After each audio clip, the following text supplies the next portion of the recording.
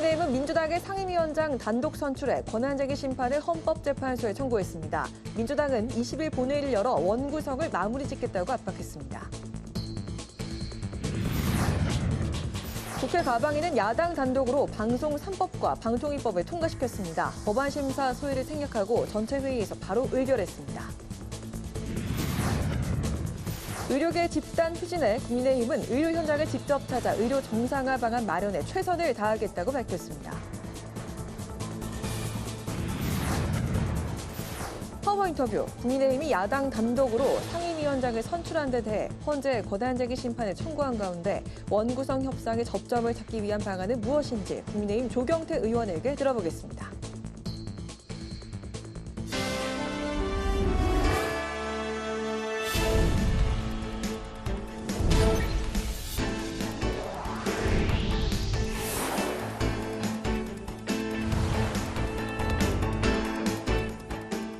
여러분 안녕하십니까? 6월 18일 화요일 국회 라이브 6 시작하겠습니다.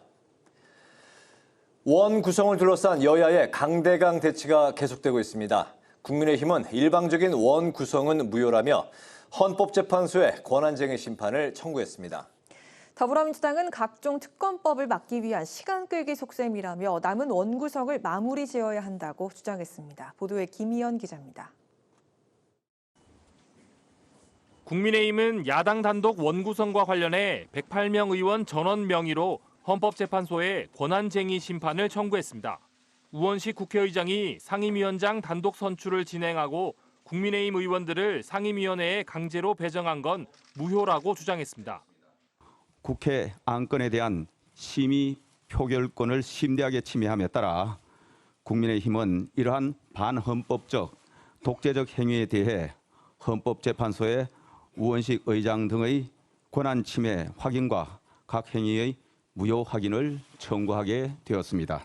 국민의힘은 지난 21대 국회 때도 민주당의 전반기 원구성 강행에 반발해 권한쟁의 심판을 청구했지만 헌재는 지난해 9월 21대 전반기 상임위 종료 등의 이유로 각하 결정을 내렸습니다. 하지만 이번에는 교섭단체 대표의원이 아닌 소속의원 전원이 청구인이 돼 헌법의 기준을 판단받으려 한다며 4년 전 권한쟁의 심판과는 다르다고 국민의힘은 설명했습니다. 이런 가운데 추경호 원내대표는 보수 원로인 박희태, 강창희 전 국회의장과 오찬 회동을 갖고 원구성 대응에 관한 조언을 구했습니다. 두 원로는 여당으로서 책임을 갖고 전반적으로 국정 운영을 해야 한다는 취지의 조언을 한 것으로 알려졌습니다. 더불어민주당은 국회 정상화를 지연시키려는 시간 끌기에 불과하다며 남은 원구성을 마치겠다는 방침입니다. 박찬대 원내대표는 원구성 협상을 시작한 지 한 달이 지나도록 아무런 말도 없다가 11개 상임위를 가동하자마자 재협상을 요구한 것도 시간 끌기라고 주장했습니다. 그러면서 20일 본회의를 열어 남은 7개 상임위원장도 선출해야 한다고 여당을 압박했습니다. 일하기를 거부하는 국민의 힘을 더 이상 인내하며 기다리고 있을 수 없습니다. 우원식 국회의장님께서 결단을 내려주셔야 합니다. 특히 여당의 권한쟁의 심판 청구에 대해 해병대원 특검법과 김건희 특검법을 막기 위해 원구성을 지연하려는 의도라고 주장했습니다. 또 여당의 무책임한 국회 보이콧이야말로 민생을 볼모로 잡은 폭력이라고 강하게 비난했습니다. 그러면서 특위를 만들어 활동하고 있는 국민의힘을 향해 입법 권한도 없는 가짜 상임위는 해산하고 정식 상임위 구성에 임하라고 촉구했습니다. 국회 방송 김희연입니다. 오늘도 야당 중심으로 5개 상임위원회가 일제히 가동됐습니다. 과방위에서는 방송 3법과 방통위법이 통과돼 법사위로 회부됐고 국토위에서는 전세 사기 피해자 지원을 위한 청문회를 25일에 개최하기로 했습니다. 김지수 기자가 전합니다. 오늘도 야당 의원들만 참석한 가운데 열린 국회 과학기술정보 방송통신위원회.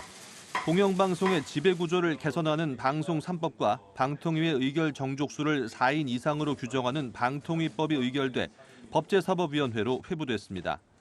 오늘 회의에는 여당 의원들은 물론 출석 요구를 받은 이종호 과기부 장관과 김홍일 방통위원장 등 기관장들이 모두 불참했습니다. 이에 과방위는 오는 25일 현안 질의를 다시 진행할 예정입니다. 같은 시각 열린 국회 국토교통위원회에서는 오는 25일 전세 사기 피해자 지원 대책을 위한 청문회를 열기로 결정했습니다. 특히 오늘 회의에 불참한 국토부 장관 등 기관장 13명을 청문회 증인으로 채택했습니다. 청문회의 증인 출석 요구에도 불응하고 출석하지 않는다면 국회에서의 증언 및 감정 등에 관한 법률에 따라 불출석의 죄를 묻겠다는 것을 분명히 밝혀두는 바입니다. 야당 의원들은 상임위를 보이콧하고 있는 여당 의원들도 강하게 비판하며 상임위에 참석할 것을 촉구했습니다. 지금 이 순간에도 정부 대책에 희망을 걸고 있는 2만 명, 3만 명이 넘는 피해자들이 국회만 바라보고 계십니다. 지금 이 국토위 회의만 그분들이 지켜보고 계십니다. 이 밖에 교육위와 운영위, 문체위도 오늘 전체 회의를 열고 야당 간사에 각각 문정복 의원과 박성준 의원, 이모경 의원을 선임했습니다. 이런 가운데 운영위는 오는 21일 대통령실의 업무 보고를 받기로 했고 문체위에서는 일본 사도광산의 유네스코 세계유산 등재를 반대하는 내용의 결의안이 통과됐습니다. 한편 정청래 법사위원장은 오는 21일 열리는 해병대원 특검법 청문회에 이종섭 전 국방부 장관과 임성근 해병대 1사단장 등 핵심 관계자들이 출석할 예정이라고 밝혔습니다. 국회방송 김지수입니다. 의료계의 집단 휴진 확산에 국민의힘이 파업 현장을 찾아 조속한 의료 정상화를 강조했습니다. 전당대회를 앞두고 한동훈 전 비대위원장을 둘러싼 당내 견제 목소리도 커지고 있습니다. 강민지 기자입니다. 서울대병원 교수들의 집단 휴진 이틀째, 추경호 원내대표가 당내 의료개혁 특위위원들과 함께 휴진 병원 중 하나인 보람의 병원을 찾아 현장을 둘러봤습니다. 추 원내대표는 이재협 병원장 등 의료진과 환자들의 목소리를 들은 뒤 최대한 빠른 의료 정상화를 위해 최선을 다하겠다고 약속했습니다. 특히 정부의 법적 대응 방침에 법과 원칙에 따른 기조라면서도 정부 대응과는 별개로 정상화 방안을 찾는 데 총력을 기울이겠다고 밝혔습니다. 정부 그리고 전문가들 그리고 의료 현장의 얘기를 저희들이 더 경청하고 또 전하고 그래서 가급적 빨리 조기에 정상화될 수 있도록 하는데 우리 국민의힘에서 최선을 다하겠습니다. 국민의힘은 당내 의료개혁 특위를 중심으로 의료계와 계속 대화를 이어나간다는 방침입니다. 한편 당대표 후보 등록일을 며칠 앞두고 출마가 유력시되고 있는 한동훈 전 비대위원장에 대한 견제 움직임이 거세지고 있습니다. 출마 의지를 내비치고 있는 오선의 윤상현 의원은 차기 대권 도전 여부에 대한 답을 확실히 하라고 압박했고 출마 결심을 거의 굳힌 것으로 보이는 나경원 의원도 거듭 원내 당대표 한계론을 강조했습니다. 주 전쟁터가 의회가 될 수밖에 없다는 거고요. 예, 뭐 그렇잖아요. 이제 예. 뭐든지 법으로 막 마음대로 밀어붙이니까. 맞아요. 예. 결국 그러면 마지막 순간에 본회의장에 가서 이 문제가 해결이 되는 건데 그 마지막 순간까지 본회의장에 같이 있을 수 있는 당대표가 누구냐의 문제가 있고요. 예. 친윤계에선 한 전 위원장에게 대항할 상대로 나 의원과 연대할 수 있다는 이야기도 나오고 있는 가운데 나 의원도 출마하면 어떤 표도 마다하지 말아야 한다며 연대 가능성을 시사했습니다. 한편 주호영, 권영세, 김기현 등 당내 다선 중진 의원들은 가급적 다양한 후보들이 경쟁해야 한다는 데 뜻을 모은 것으로 알려지면서 이번 주말쯤 드러날 후보군 윤곽에 관심이 더욱 모아지고 있습니다. 국회방송 강민지입니다.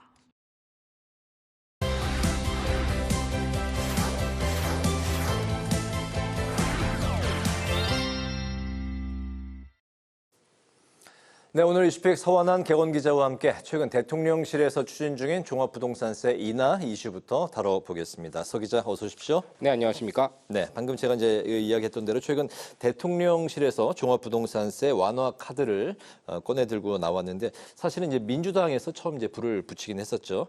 낮은 지지율 흐름을 이제 만회하기 위한 회심의 카드다. 대통령이 이제 지지율을 좀 어떻게든 올려보기 위한 그런 카드다. 이런 분석도 나오고 있네요. 네, 그렇습니다. 지난 16일인데요. 이 성태윤 대통령실 정책실장이 KBS의 오전 프로그램이죠. 일요진단에 출연을 해서 이 종부세 완화 추진을 공식화했습니다. 이 KBS와 같은 공영방송에 대통령실이나 이 정부 부처의 고위 관계자, 이른바 장관 등이 출연을 해서 아젠다를 던지는 전통적인 방식이었다. 이런 평이 나오는데요. 네. 이 성태윤 실장, 종부세는 이 초고가 1주택이나 또 혹은 가액 주택의 총합이 매우 높은 다주택 보유자에게만 물리는 쪽으로 가고, 상속세 역시 이 경제협력개발기구 OECD의 평균 수준을 고려해서 최고를 30% 수준까지 현행 60%에서 대폭 인하해야 된다, 이렇게 제안을 했습니다.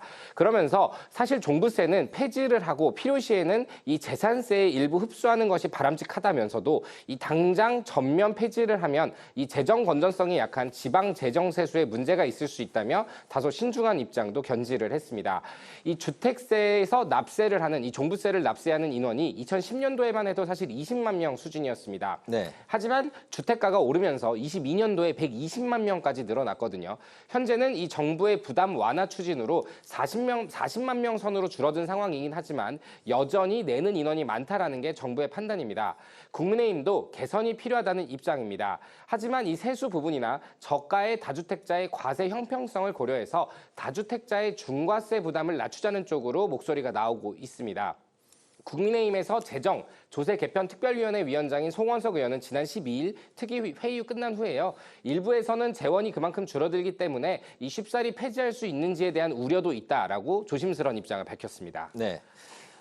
애초에 이제 그 민주당의 몇몇 의원들이 종합부동산세 폐지를 SNS에 올리고 이제 발언도 그런 식으로 이제 했었는데, 최근에 이제 기류를 보면은 국민의힘이나 대통령실에서 이 카드를 좀 주도권을 가져가는 듯한 그런 이제 좀 분위기로 가고 있는 것 같은데, 민주당 입장은 어떻습니까?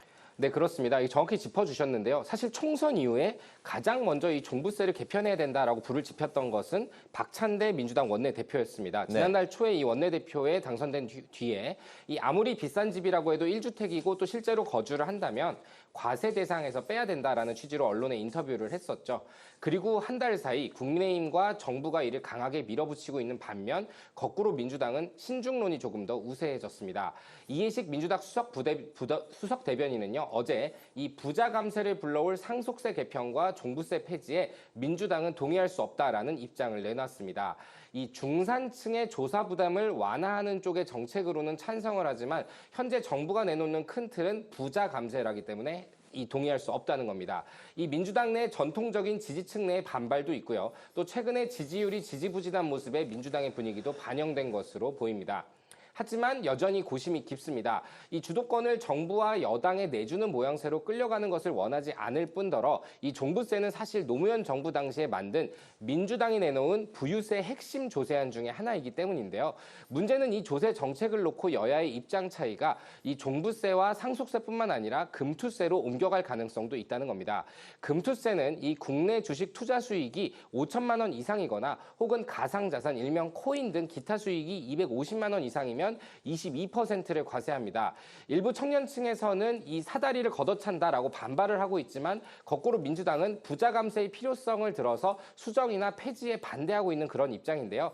결국 이 세제 개편 방향, 정부 여당이 정하지만 결국 이에 대한 결정권은 과반 의석을 가진 민주당이 가지고 있기 때문에 어떤 결론에 도달하게 될지는 올해 하반기 국회 흐름을 지켜봐야 될 것 같습니다. 네, 종부세가 이제 노무현 정부에 이제 처음 나왔다고 말씀하셨는데 15년, 20년 정도 된 거네요. 그때보다 이제 지금 집값이 엄청 많이 이제 뛰었기 때문에 민주당의 또 이제 고심이 많이 있을 수밖에 없는데, 그런 민주당에서 오는 22일 목요일이 되겠죠. 본회의를 열고 나머지 상임위 이제 7개 상임위 구성에 대한 논의를 이제 이어간다고 하는데, 이 자리에서 7개를 다 민주당이 가져갈 수도 있다. 뭐 이런 이야기도 나오고 있어요. 반면에 이제 국민의힘은 헌법재판소를 찾아서 위헌적 결정이다, 권한쟁의 심판을 지금 청구하고 있죠. 네, 그렇습니다. 박찬대 민주당 원내대표 오늘 원내대책회의에서도 역시 빠르게 원구성을 마무리 짓자라고 국민의힘에 제안을 했습니다. 이 박찬대 원내대표는 이 명색이 집권 여당인데 언제까지 이렇게 국회를 마비시킬 것인지 묻지 않을 수가 없다라면서 이 말이 좋아 이 국회의 보이콧이지 국민의힘의 행태는 불법으로 국회와 국민을 볼모로 잡고 일종의 폭력을 행사하고 있는 것이다라고 비판을 했습니다. 민주당은 오는 20일에 이 본회의를 열어서 나머지 7개 상임위원회에 대한 구성도 마치는 방안을 검토 중입니다. 국민의힘이 응하지 않을 경우에는 나머지 7개 상임위도 민주당이 가져가겠다는 겁니다. 이 반면 국민의힘 앞선 리포트에서 보셨겠지만 오늘 이 11개 국회 상임위 단독 선출 및 이 상임위원회에 대한 강제 배정의 무효를 주장하면서 소속 의원 108명 전원의 명의로 헌법재판소에 권한쟁의 심판을 청구를 했습니다. 하지만 이에 대해서 정치권은 물론이고 법조계에서도 이 형식적인 조치다라는 풀이가 나옵니다. 이 지난 21대 국회 때에도요, 당시 민주당 출신의 박병석 국회의장의 상임위 강제 배정에 반발해서 이 권한쟁의 심판을 청구했었지만 3년 만에 각하 처분을 받았습니다. 이번에도 헌재의 판단이 내려지기까지 2년 내지 3년 상당한 시간이 소요될 수밖에 없는데 그 전에 이 국회로 복귀할 가능성이 높고요. 무엇보다 헌법재판소는 이 법 테두리 안에서 이뤄진 국회 내 판단과 결정에 대해서 개입하기 어려워하는 모습들을 그동안 보여왔었거든요. 네. 때문에 결국 지난번 권한쟁의 심판 청구 때처럼 이 민주당의 독주를 알리는 여론전에 활용하는 데 그칠 것이다. 이런 분석이 나옵니다. 네, 권한쟁의 심판 청구가 그렇게 이제 효력을 발휘할 가능성은 높아 보이지 않는다. 그 말씀인 거죠. 국민의힘 당대표 선출 이야기로 좀 오늘 마무리 넘어가 보겠습니다. 당대표 선출은 한동훈 대세론이 이제 많이 나오고 있는 상황에서 과연 누가 런닝메이트로 나올지 이제 관심이 쏠리고 있다고요. 네, 그렇습니다. 이 국민의힘에서 이 최대 관심사 중에 하나인 것 같습니다. 일단 안철수 의원이 불출마를 선언한 가운데 네. 이 한동훈 전 비대위원장과 나경원 의원 또 유승민 전 의원 정도의 경쟁이 될 것이다. 이런 전망이 나오는데요. 그런 가운데 이 당원 지지율을 59%, 이 60% 가까이 받고 있는 압도적으로 높은 한동훈 전 비대위원장의 러닝메이트가 누가 될 것인지가 이 국민의힘 내부에서 주목하는 지점입니다. 일단 원외를 중심으로 각 분야의 전문가를 두고요. 이 소규모로 운영하는 점조직 형태의 이 비대위원장 시절에 손발을 맞춰봤던 현역들 중에 배준영, 또 장동혁, 김영동, 김예지 의원 등이 캠프에 합류할 가능성이 거론이 됩니다. 특히 원외에서는 이 김준호 노원을 당협위원장이나 김경률 회계사, 또 양천갑에 출마했던 구자룡 변호사 등이 이 최고위원에 도전할 것이다. 이런 전망이 나옵니다. 다만 이 한동훈 캠프에 합류할 러닝메이트들을 두고 신인급들이 주로 거론되는 것은 장점이자 또 단점으로 꼽힙니다. 또 한동훈 전 비대위원장을 두고 이 가깝다, 내가 한동훈 전 위원장의 측근이다, 전략을 공유하고 있다라고 스스로 얘기할 수 있는 이 현역 의원들이 많지 않다는 것도 이 최근 국민의힘 내부에서 읽히는 유의미한 메시지인데요. 이 저녁 술자리를 즐기지 않는 이 전통적인 여의도화법에서 많이 탈피한 한동훈 전 위원장의 이 정치 리더십이 과연 전대 출마를 할 경우에 어떤 캠프 구성으로 이어질지 지켜볼 포인트인 것 같습니다. 네, 저녁 술자리를 가지지 않는 정치인 중에 리더, 처음 들어보는 것 같긴 합니다. 네, 이 최근에 국민의힘 내부에서도 한동훈 위원장의 러닝메이트 여부를 떠나서 네. 과연 이 한동훈 전 위원장이 대표가 됐을 때 전략을 함께 이해하고 갈 수 있을 만큼의 측근이라고 할 수 있는 사람이 얼마나 되겠느냐, 네. 이런 부분에 대한 우려도 적지 않다고 합니다. 그렇군요. 오늘 이슈픽 서완한 객원 기자와 함께했습니다. 말씀 잘 들었습니다. 고맙습니다.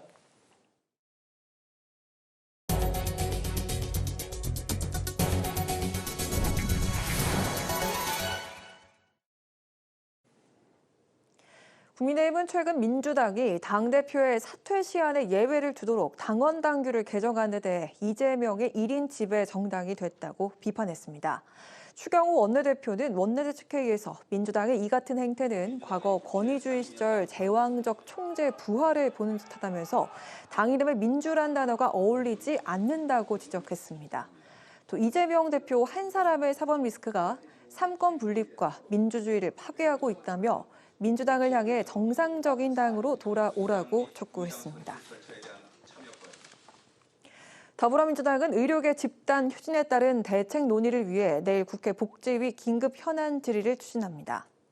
진성준 정책위 의장은 원내대책회의에서 내일 복지위 전체 회의를 열어 의료 대란 수습 대책과 의정 갈등 해소 노력, 의대 증원 정책 결정 과정의 타당성을 국민을 대신해 꼼꼼히 따지고 묻겠다고 말했습니다. 복지위 소속 민주당 의원들은 기자회견을 열고 정부와 국민의힘의 내일 복지위 전체 회의에 참석할 것을 거듭 촉구했습니다. 우원식 국회의장이 22대 국회는 국회 세종의사당 시제를 빠르게 열어가는 길로 나아갈 것이라고 밝혔습니다.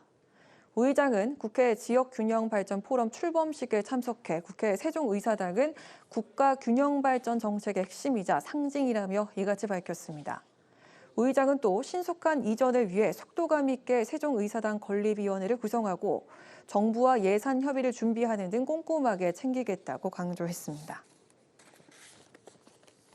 국회 의정연수원이 22대 국회 보좌 직원을 대상으로 오리엔테이션을 개최했습니다. 보좌 직원들은 국회 조직과 기능에 대한 설명을 듣고 선배 비서관들과 함께 보좌직 직무 전반을 이해하는 시간을 가졌습니다. 이현정 의정연수원장은 22대 국회 개원을 맞아 보좌 직원의 입법 지원 능력을 높이기 위해 자리를 마련했다며 보좌진들의 의정활동 지원을 실질적으로 돕겠다고 말했습니다.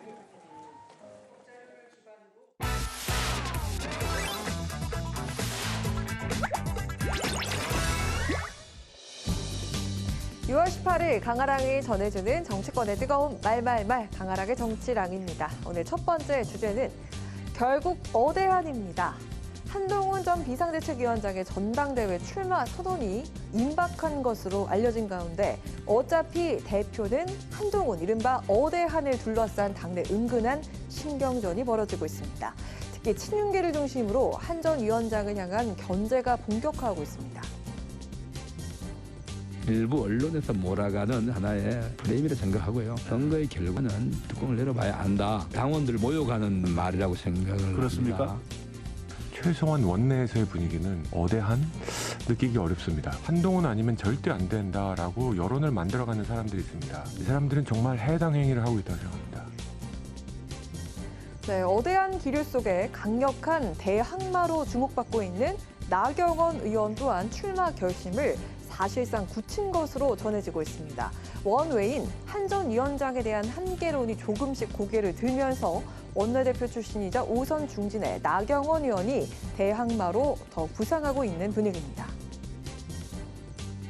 저도 잘 모르겠어요. 어제 저도 아직 이제 결심과 고민 마무리는 안 했고 지금까지 한 번도 당을 안 떠난 사람으로서 애당침하면 저만한 사람은 없을 거다. 제가 정말 자부합니다. 용산이 변할 것은 변하고 지킬 것은 지키도록 하는 것. 그것을 해야 되는 것이 당대표의 또 일이라고 생각을 하고요. 한편 당권 도전설이 줄곧 돌았던 안철수 의원이 돌연 불출마를 선언하면서 당권 구도 변화에 대한 셈법이 복잡해지고 있습니다. 안철수 의원의 불출마가 어대한 기류에 미칠 그 영향력에도 관심이 쏠립니다. 급기야 비한연대가 결성될 가능성까지 점쳐지고 있습니다.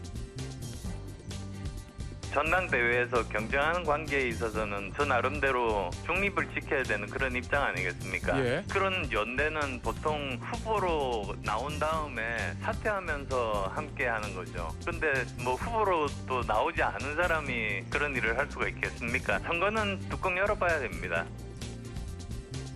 또 다른 유력 당권 주자인 윤상현 의원은 한동훈 전 위원장을 향해서 2027년 대통령 선거엔 나가지 않고 임기를 채울 생각인 것이냐면서 대선 출마 여부부터 밝히고 전대 출마를 선언하라고 공개적으로 꼬집었습니다. 왜냐하면 국민의힘 당원에 따르면 이처럼 대선 1년 6개월 전부터 당권과 대권을 분리하도록 되어 있기 때문에 이번에 선출되는 당대표가 대선에 나가려면 2025년 9월 전에 사퇴를 해야 합니다. 지방선거를 앞두고 다시금 지도부 공백 사태가 벌어질 경우 당 응집력이 약해질 수 있다는 우려를 제기한 겁니다. 다음 달 23일로 예정된 국민의힘 전당대회 오는 24일에서 25일 진행될 후보 등록 마감 직후 한동훈 전 위원장의 공식 출마 선언이 있을 것으로 보이는데요. 당 안팎의 한동훈 대세론을 향한 견제 속 여론의 흐름이 어떻게 흘러갈지 귀추가 주목됩니다. 두 번째 주제는 방송 3법 공방입니다. 민주당이 오늘 국민의힘 의원들이 불참한 가운데 과방위 전체 회의를 열고 방송 3법과 방통위법 등을 단독으로 통과시켰습니다. 법안 심사위를 따로 구성하지 않고 바로 전체 회의에 상정해서 개회 1시간 만에 속전속결로 의결됐습니다. 법안은 통상 상임위에서 15일의 숙려기간과 소위심사를 거쳐야 전체 회의에 상정 의결할 수 있지만 전체 회의 과반수 의결로 즉각 통과시킬 수도 있는 점을 민주당이 활용한 겁니다. 방송 3법은 KBS, MBC, EBS 등 공영방송의 지배 구조를 바꾸는 내용을 골자로 합니다. 공영방송의 이사수를 늘리고 이사 추천권을 기존 여야 추천해서 언론, 방송학회와 직능단체 등에 주는 내용이 담겨 있는데요. 이사진 자체도 21명으로 2배 가깝게 늘리지만 국회 추천 몫은 5명에 그쳐서 일방적인 단체 영향력이 이어질 수 있다는 우려가 나왔고 여권에서도 이사 추천권을 가지는 단체가 야당 및 친야 성향 노조의 영향력에서 자유롭지 않다면서 반발을 했던 거죠. 지난 21대 국회 당시 여당의 반대 속 야당 단독으로 의결됐지만 대통령의 제2요구권 행사로 가로막혀 폐기된 바가 있습니다. 이를 야당이 오늘 단독으로 상임위를 통과시킨 겁니다. 민주당은 지난 13일 정책의총에서 이 같은 방송 3법을 당론으로 채택한 바 있습니다. 윤석열 대통령은 방송 정상화 4법을 수용하라. 임기가 보장된 공영방송 사장들을 쫓아내고 권력의 입맛에 맞는 이사를 선출하는 방식을 바꿨습니다. 공영방송의 주인은 정치 권력이 아닌 국민이기 때문입니다. 민주당은 방송 3법 처리와 별개로 윤석열 정부의 방송장악 의혹도 국정조사로 검증해야 한다고 주장하고 있고 국민의힘은 야권이 추진 중인 방송 3법에 대해 앞서 겉과 속이 다른 양두구육법이라고 강하게 비판한 바 있습니다. 방송 장악 3법이라고 명명을 했습니다. 방송을 장악하게 되면 어떤 특정 세력의 이념과 정치적 철학에 대해서 또는 그들의 이익과 이득권을 위해서 이야기할 수밖에 없는 구도로 만들어지게 된 것이죠. 그걸 하려고 그러면 선전선동에 할 수 있는 방송 매체 절대적으로 필요한 것이죠. 그래서 방송을 장악하려고 하는 거. 자신들이 집권 여당이던 시절에는 뭐 하다가 정권을 뺏긴 뒤부터 방송 3법에 올인하고 나선 것입니까? 민주당이 지금 속전속결로 밀어붙이려는 방송 3법이야말로 언론을 영원히 민주당의 애완견으로 만들려는 계략 아닙니까? 여권은 야당의 방송 3법 단독 처리에 대통령의 거부권으로 맞설 뜻을 내비쳐 왔습니다. 또다시 대통령의 거부권으로 맞서게 된다면 민주당은 과연 어떤 대응에 나서게 될까요? 제2요구권을 사용하고 다시 돌아왔을 때 국회 내에서 어떻게 논의가 될 것이냐. 저는 이번에 제가 그 TF에서 21대 법안을 가지고 수정을 한 부분이 하나 있는데 네. 그게 방송사 사장들의 임기를 보장하는 내용을 함께 포함을 시켰습니다. 네. 그렇게 따진다면 본인들도 해석하기에 따라서는 이 법안 자체가 불리하지 않을 수 있다라는 지속적으로 법 발의는 하에 나갈 생각입니다. 오늘 방송법과 과방위를 통과한 방통위법 개정안은 방통위 의결 정족수를 현행 상임위원 2인에서 4인으로 늘리는 내용으로 방통위법 개정안과 방송 3법을 통틀어 민주당 의원들은 방송 정상화 4법이라고 명명하고 있습니다. 야당이 거부권 행사 없는 대통령의 즉시 공포를 촉구한 가운데 논란의 방송 4법 과연 어떤 결말을 맞게 될까요? 지금까지 강아랑의 정치랑이었습니다.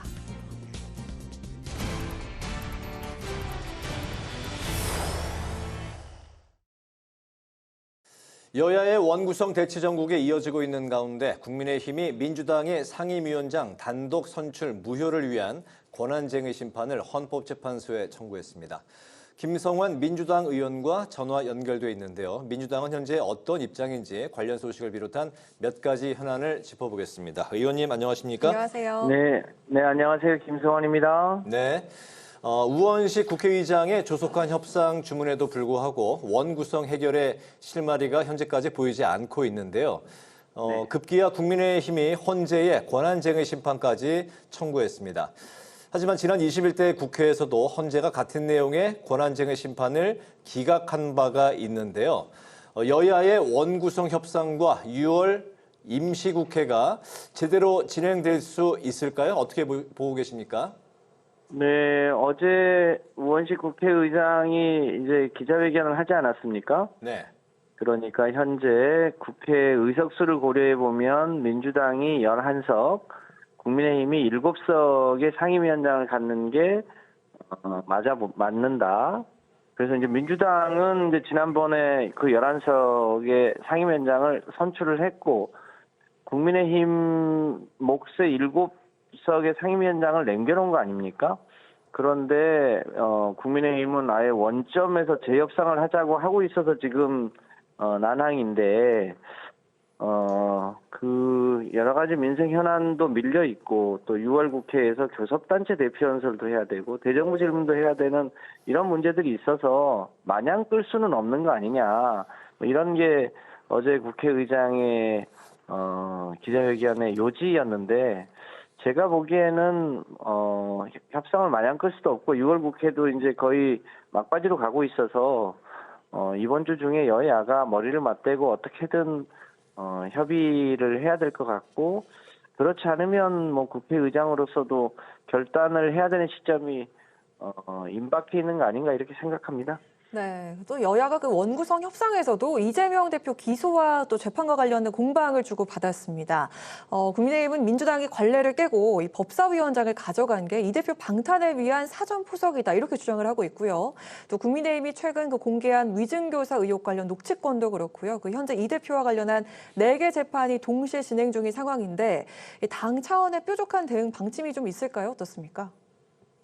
그러니까 이재명 대표에 대한 여러 가지 현 정부와 검찰의 과도한 무리한 수사와 기소, 이 문제와 법사위원장하고는 무슨 상관이 있는지 알 수가 없습니다.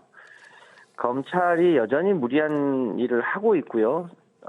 이제 그런 면에서 그것은 이제 검찰의 시간이 있고, 또 그것이 재판으로 넘어가면 이제 사법의 시간이 있을 텐데, 그 문제하고 법사위원장이나 운영위원장, 과방위원장을 민주당이 위원장을 맡는 것하고 사실 관계가 없지 않습니까? 국민의힘은 법사위원장 가지면 재판에 관여도 하고 뭐 그렇게 합니까? 근데 저희 민주당은 그렇게 해본 적이 없습니다. 따라서 그 두 개를 연결시키는 것은 너무나 무리한 뭐 자가당착적인 이 주장이라고 보여지고요. 민주당이 법사위원장을 가져간 거는 뭐 잘 아시다시피 과거에 국민의힘이 법사위원장을 하니까 너무 국회 여러 가지 민생 법안이나 특검 법안을 자꾸 일종의 이 게이트 키퍼를 하지 않았습니까? 이런 문제들 때문에 국민적인 의혹을 해소하자는 여러 가지 의견, 또 총선의 민심, 이런 걸 고려해서 법사위원장을 저희 당이 하게 된 거죠. 그래서 그 두 개를 연결시키는 건 적절치 않다 이렇게 판단합니다. 네, 어제 기재위, 복지위 위원들과 함께 출생기본소득 3법을 공동 발의하셨는데요. 만 8세 미만 아동에게 월 10만 원씩 지급되던 아동수당을 만 18세까지 월 20만 원씩 지급 확대하는 내용으로 알고 있습니다. 저출생 위기 극복이 시급한 우리 사회의 중요한 화두인데요.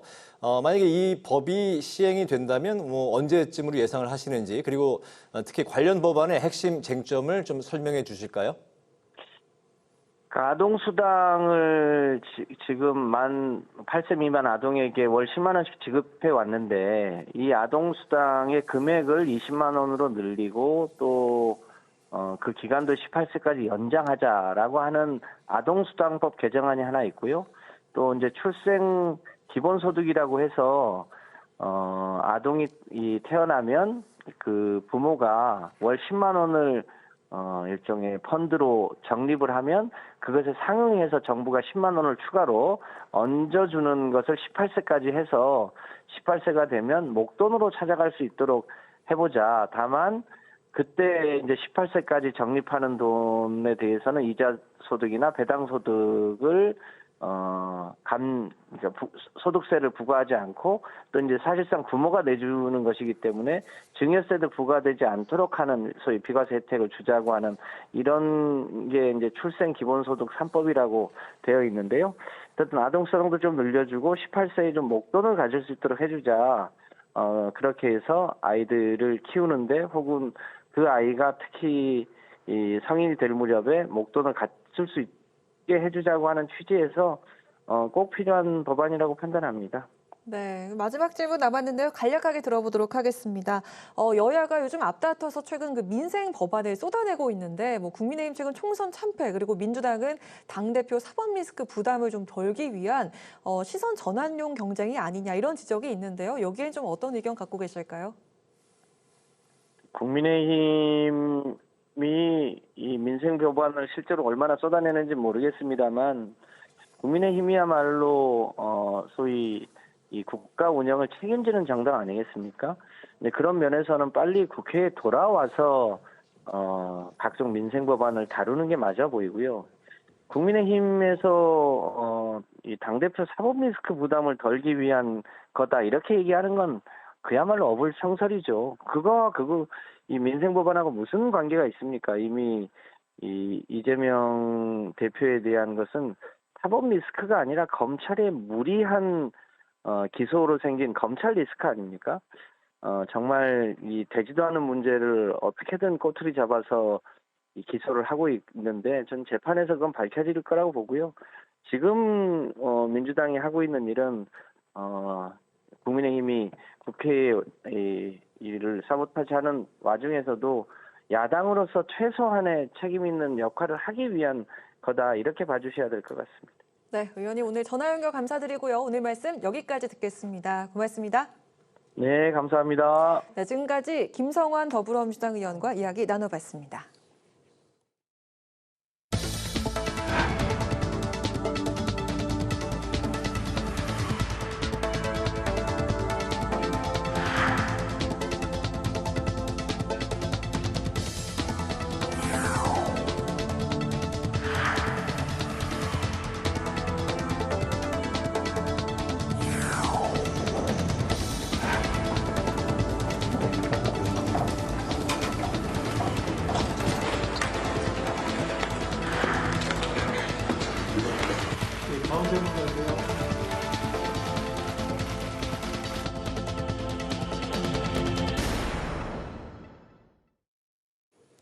윤 대통령이 재건축, 재개발 속도를 높여 주택을 빠르게 공급하겠다는 의지를 밝혔습니다. 하지만 가구당 분담금과 이주 대책, 세금 문제 등 풀어야 할 숙제가 많이 남아있는데요.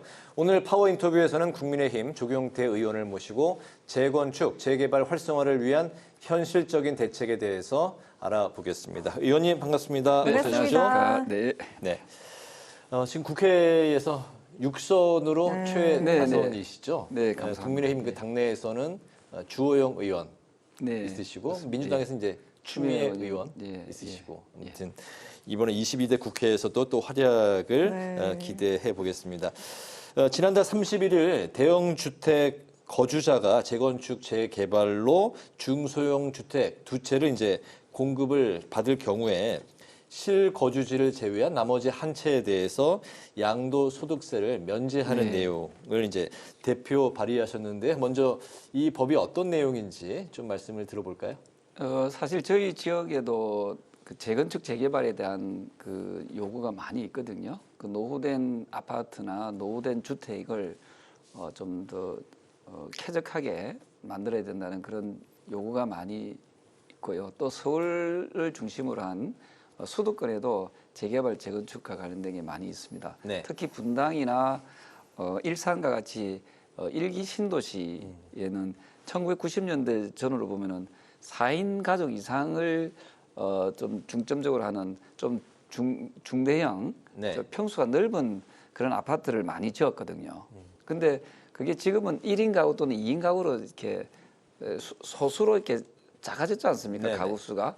근데 이제 재건축 재개발 하게 되면 이 큰 평수보다는 작은 평수가 이제 요구가 지금 많아진 게 시대적 흐름인데 1가구 2주택을 갖게 되면은 이게 중과세를 많이 매기게 되죠. 그래서 이게 굉장히 불합리한 상황이 있어서 이런 불합리한 상황을 좀 제거하는 것이 바로 이번 법안의 핵심이 되겠습니다. 그렇군요. 네, 그 아까 말씀하신 것처럼 부산 그 4구일 뿐만 아니라 일기 신도시를 비롯한 오래된 그 대형 평수 아파트를 가진 분들께는 정말 희소식이 될 것 같다는 생각이 드는데, 자 여기서 양도소득세 비과세 혜택을 주면 이 부동산 시장에 과연 어떤 변화가 일어날지 좀 생각을 해볼까요? 네, 그 1가구 2주택으로 인정을 안 하고 1가구 1주택으로 인정해 주면 양도소득세를 지금은 내년 5월달까지는 한시적으로 네. 약간 좀 배제시킨 게 있는데 이게 내년 5월 이후 되면 무려 약 최대 70%까지 양도세 폭탄을 맞게 되거든요. 이게 그러다 보면 선뜻 이 세금을 많이 먹이기 때문에 이게 집을 안 네. 내놓죠. 집을 안 내놓습니다. 그래서 이걸 제거시켜 줌으로써 주택 공급에도 상당히 활성화를 시킬 수 있고 또 투기 목적이 아니고 한 30년, 40년 또는 50년간 살고 있는 그분들한테도 상당히 좀 좋은 그런 혜택 아닌 혜택을 줄 수 있는 법안이 아닌가 이 생각을 합니다. 네, 침체된 주택 경기 활성화에 이제 도움이 될 수 있다. 또 개개인적으로 세금 폭탄을 또 해서 또 좀 약간 빗겨 나갈 수 있도록 하는 좋은 법안이 아닌가 생각을 합니다. 알겠습니다. 네. 일기 신도시 재건축은 윤석열 대통령의 이제 공약이었는데요. 그런데 이제 고물가, 고금리로 공사비가 이제 급등하고 그러면서 이제 분담금이 불어나고 또 이주 문제도 비상인 곳들이 이제 생겨났습니다. 재건축 재개발을 위해서 현재 추진하고 있는 그 법안을 위해서 좀 보완해야 될 점들이 있다면 어떤 게 있을까요? 예, 이제 아까 말씀드렸던 대로 약간 연장되는 부분인데요. 네. 중대형 아파트를 가지고 있는 좀 넓은 평수를 가지고 있는 주택이 불가피하게 1가구 2주택이 되어버릴 수가 있잖아요. 두 채를 가지게 되면은 그러면은 방금 말씀드린 양도소득세 문제도 있지만 지방세 특례 제한법에도 걸려가지고 이것도 역시도 지방세 세율 특례를 받을 수 없는 상황이 되거든요. 역시 세금 문제군요. 네, 세금 문제입니다. 그래서 제가 지방세 특례 제한법에 대한 문제를 이제 개정안을 또 발의를 하려고 준비를 하고 있습니다. 그렇군요. 그래서 양도소득세 문제하고 지방세 특례 제한에 대한 문제 이 두 가지를 풀어줘야만이 방금 말씀드렸던 재개발 재건축으로 인한 중대형 아파트에 거주하시는 분들이 불편함이 좀 덜하다 이렇게 보고 있죠. 네. 네. 이제 좀 정치 현안도 짚어볼까 하는데요. 지금 원구성을 둘러싼 여야의 대치가 이어지고 있는 상황인데 오늘 국민의힘은 우원식 국회의장과 민주당이 11개 상임위 위원장을 단독 선출하고 또 상임위원회 강제 배정한 것은 무효다라면서 권한쟁의 심판을 청구를 했는데 과연 이게 좀 어떤 결과가 나오게 될지 좀 짚어볼까요? 사실은 이제 국민의힘에서 헌재에다가 권한 제기 심판을 청구했지만 이게 한 2년, 3년 걸리거든요. 그래서 약간 좀 형식적인 그런 청구로 보고요. 그렇게 실효성이 또 그렇게 높지 않다. 실효성이 높지 않다라고 봅니다. 저는 다만 이 정치라는 것은 대화와 타협을 통해서 풀어나가야 되는데 여당도 그렇고 야당도 그렇고 지금 강대강으로 가니까 국민들로부터는 상당히 좀 실망감을 많이 안겨다 주고 있다 이렇게 보고 있습니다. 특히 다수당인 더불어민주당에서 조금 소수에 대한 배려심이 좀 부족하다는 것이 저희가 그렇게 느끼고 있거든요. 이 문제를 풀기 위한 것은 최근에 추경호 국민의힘 원내대표께서 박찬대 더불어민주당 원내대표한테 TV 토론을 제안하지 않았습니까? 네. 저는 그걸 좀 받아줬으면 좋겠는데 그걸 국회 방송에서 했으면 좋겠어요. 저희도 환영합니다. 근데 그걸 안 받아들이는 것은 조금 자신감이 없지 않는가 이런 생각이고요. 또 하나의 이 전국을 풀어나가는 해법 중에 하나는 저같이 좀 다선 의원들 있지 않습니까? 5선, 6선 의원들이 좀 모여가지고 중진들이 이 문제를 좀 원만하게 좀 풀 수 있도록 하는 그런 역할을 좀 해야 되지 않을까 생각합니다. 접점을 찾는 방안으로는 대화와 타협이다 이렇게 말씀하신 거예요. 여야 간의 다선 의원들끼리 같이 만나는 방안도 왜냐하면은 생각해보자는 말씀이시죠. 국회의원을 5선 6선 했으면은 한 20년 이상 국회의원 하고 있으면은 조금은 국회가 초선 때 재선 때 어떻게 원만하게 됐는지를 알고 있을 거거든요.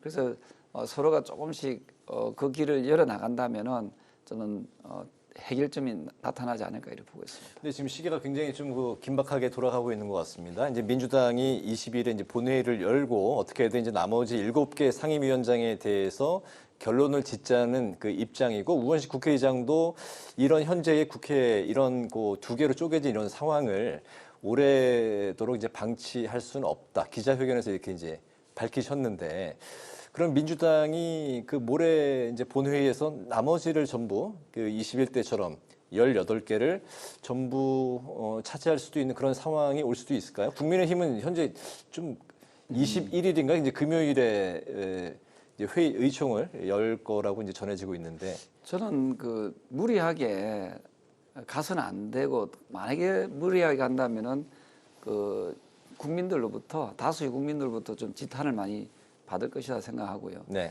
특히 국회의장은 조금 더 인내력을 발휘해야 된다 보거든요. 그래서 국회의장이 여당을 설득시킬 것이 아니라 야당, 다수당을 좀 설득시킴으로써 좀 더 원만하게 해결을 할 수 있도록 해야 됩니다.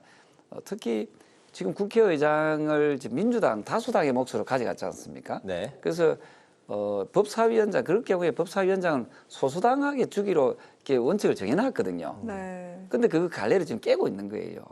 상당히 좀 비겁한 행위라 보거든요. 만약에 우리 국민의힘이 다수당이 되었을 때 그런 행위를 하면은 더불어민주당이 그걸 용납하겠습니까? 저는 그 이런 부분에 대해서 18대 때가 그런 사례가 있거든요. 18대 때 보면은 더불어민주당이 81석이었습니다. 네. 지금 국민의힘 108석이잖아요. 그때 151석인가 그랬었죠? 예, 100. 네. 다 토탈 해가지고 그 한 180석 정도 그 유사한 정당까지 네네. 합치면은 절대 다수였거든요. 그 2대1 이상 차이 났음에도 불구하고 그 원칙을 지켜나갔거든요. 그 당시에는 민주당이 이제 법사위를 그렇습니다. 그래서 그 말씀이시죠? 그런 부분에 대해서 왜 깨구리가 올챙이 시절 모르듯이 저는 이 자기들이 그 당시에는 불리했을 때는 그런 주장을 했고 지금은 또 자기 다수당이 돼가지고 모든 걸 독식하겠다는 그런 욕심꾸러기의 모습은 결코 바람직한 모습은 아니다 이렇게 봅니다. 다음 이슈로 또 넘어가 보겠습니다. 오늘 국회 과방위가 야당 단독으로 공영방송 지배구조를 다루는 방송 3법과 또 방통위 의결 정족수를 4명으로 하는 방통위법 개정안을 이제 통과시키지 않았습니까? 윤석열 대통령이 지난 국회에서는 이제 방송 3법을 두고 거부권을 이제 행사했었는데 야당이 이제 단독 상임위 이제는 강행 지금 현재 어떻게 지켜보고 계십니까? 이 모습은 결코 어찌 보면은 또 다른 쇼로 비춰지거든요. 왜냐하면은 21대 때 거부권 행사했던 그 법을 또 다시 낸 거 아닙니까? 그럼 윤석열 정부가 대통령이 또 거부권 행사 또 하게 되어버리잖아요. 그러니까 이런 식의 아주 소모적인 모습은 결국 성숙한 모습이 아니라 생각합니다. 네. 잘 아시다시피 이태원 참사 그 특별법 같은 경우는 여야가 합의해서 처리하지 않습니까?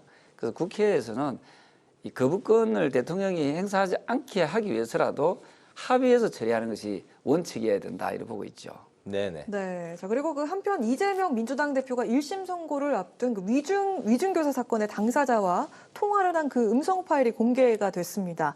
국민의힘 측은 이 대화가 이 대표가 그 자신에게 유리한 진술을 강요했다는 그 명백한 증거다 이렇게 얘기를 하고 있고, 자, 민주당 측에서는 여당이 검찰의 나팔수 역할을 했다 이렇게 반발을 하고 있는데 대화 파일이 재판 결과에 어떤 영향을 줄까요? 저는 상당히 큰 영향을 끼칠 거라 봅니다. 아마 이 방송을 듣고 계시는 또 보고 계시는 시청자 여러분께서도 이 녹취 파일을 아마 어떻게 구해질 수 있지 않습니까? 이 많이 공개가 됐기 때문에 그렇죠. 들어보시면은 명백히 어느 쪽에서 거짓말을 하고 있는지가 드러날 거거든요.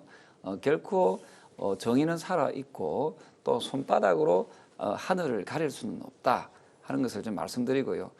그리고 또 죄를 지었으면 정치인들 권력을 가진 사람들은 죄를 지었으면 죄값을 치러야 되거든요. 근데 요즘 가만히 보면은 권력을 가진 사람 6건, 권력을 가진 사람들이 6건 무죄, 그다음에 권력을 갖지 못한 우리 일반 시민들, 서민들은 무건 유죄 이래야 되겠습니까? 저는 지금 요즘에 그 국회를 보면요, 죄를 지은 사람들이 왜 그리 국회에 많이 들어오는지 모르겠어요. 저는 이런 부분에 대해서 정말 우리 정치인들도 반성해야 되지만 청취하고 계시는 또 시청하고 계시는 시청자 여러분께서도 올바른 정치인 제발 부탁드리고 싶은 게 전과자를 좀 뽑지 말아줬으면 좋겠어요. 전과자를 왜 뽑아줍니까? 저 최근에도 음주에 대해서 여러 가지 문제 많았잖아요. 김호중인가 트로트 가수 음주 운전한 거 사회적으로 파장이 컸지 않습니까? 아마 저 김호중 그분이 좀 있으면 국회의원 하려고 할 수도 있어요. 왜냐하면 국회의원들 중에 음주운전자가 많거든요. 예? 음주운전한 사람들을 왜 음주 전과가 있는 사람을 왜 국회의원 뽑아줍니까? 이거는요 유권자들이 반성해야 돼. 유권자들이. 네. 22대 국회에서도 상당수의 많이 들어와 있죠. 네. 이재명 그분도 발표가 음주운전 있었죠. 그 전과가 있는 분 아닙니까? 더불어민주당 당대표 하시는 분. 아니 왜 그 연예인들은 트로트 가수들은 음주운전하는 데 대해서 그렇게 비판하면서 왜 그런 국회의원 하는 사람들 왜 배지 다른 사람들을 음주 전과자들을 왜 국회에 진출시키냐 이 말입니다. 유권자 여러분 이 부분에 대해서는 정말 네. 좀 이 부분에 대해서는 깊이 생각해야 된다 이 생각을 해요. 네. 자, 국민의힘의 차기 지도부를 뽑는 전당대회가 이제 7월 23일로 확정이 됐습니다. 한동훈 전 비대위원장이 좀 뭐 대세다, 어대한이다 이런 이야기가 이제 좀 많이 나오고 있는 상황에서 러닝메이트가 또 누가 될지도 관심을 모으고 있고 어쨌든 그 정체적인 뭐 국민의힘 차기 전당대회 지금 어떻게 지켜보고 계실까요? 저는 어쨌든 어느 분이 대표가 되더라도 훌륭한 분이 돼야 된다, 또 될 것이다 이렇게 보고 있고요. 다만 좀 더 노련하고 좀 더 성숙되고 좀 더 이 정치다운 정치를 할 수 있는 사람이 됐으면 좋겠다. 뭐 야당에서 막 피켓 들고 또 막 야당에서 막 마음대로 한다고 하더라도 좀 노련한 당 대표라면 그것을 휘감아서 흡수해서 또 우리 것으로 만들 수가 있거든요. 그래서 그걸 서로 맞대응해서 싸우면은 강대강이 되지 않습니까? 네. 그러면 결국 피해를 누가 입습니까? 국민들이 입게 되거든요. 그래서 저는 이번에 당 대표 되시는 분은 좀 유능한 사람이 됐으면 좋겠어요. 정치를 제대로 알고 지금은 정치가 실종이 돼 있거든요. 네. 그래서 정치를 복원시킬 수 있는 훌륭한 분이 아마 지금 나오시는 분들 중에서 다 훌륭하신데요. 이 방송을 듣고 계시는 또 우리 당원 여러분께서도 네. 국민의힘을 지지하는 당원 여러분 또는 국민 여러분께서도 좀 제대로 된 당 대표를 정말 심사숙고해서 무슨 대세론이니 뭐니 해가지고 그 분위기에 휩쓸리지 말고 진짜 어떤 사람이 적임자인가 하는 것을 곰곰하게 좀 생각을 하면서 자기의 소중한 한 표를 행사하면은 좋겠다 이런 생각을 합니다. 알겠습니다. 저희가 1, 2분 정도 시간이 좀 있는데요. 오늘 못하신 말씀 있으시면 더불어서 네. 또 22대 국회에서 어떤 계획 중점적으로 두고 계신 계획이 있으시면 포함해서 못하신 말씀 포함해서 들어보도록 하겠습니다. 제가 그 육선은 좀 대단한 거 아닙니까? 엄청 대단합니다. 제가 나이가 56인데 육선은 네. 상당히 드문 경우죠. 한 지역구에서 내리 육선하신 그래서 거잖아요. 이렇게 영광을 주신 분들이 바로 부산의 사하구 을 주민들이거든요. 아니 그 의원님께서 그 사구 을의 CCTV와 주변 가로수까지 다 알고 계시다고. 아니 너무 가짜니. 그런데 많은 사랑을 받고 계신 걸로 알고 있습니다. 사하구 을 주민들께 이 자리를 빌어서 정말 감사하게 생각하고요. 네. 사흘 주민 여러분들은 대한민국에서 가장 현명하신 유권자이시다 이렇게 보거든요. 그래서 저는 좀 더 우리 많은 그 국민들께서 좀 제발 전과자를 국회에 진출시키지 않는 현명한 선택을 꼭 해주실 것을 이 자리에서 다시 한 번 더 부탁드리겠습니다. 네. 알겠습니다. 파워 인터뷰 이제 마칠 시간이 됐습니다. 오늘은 재건축, 재개발 활성화를 위한 방안과 정치 현안에 대해서 국민의힘 조경태 의원을 모시고 말씀을 들어봤습니다. 말씀 잘 들었습니다. 감사합니다. 네, 오늘 국회 라이브 6 여기까지입니다. 시청해주신 여러분 고맙습니다.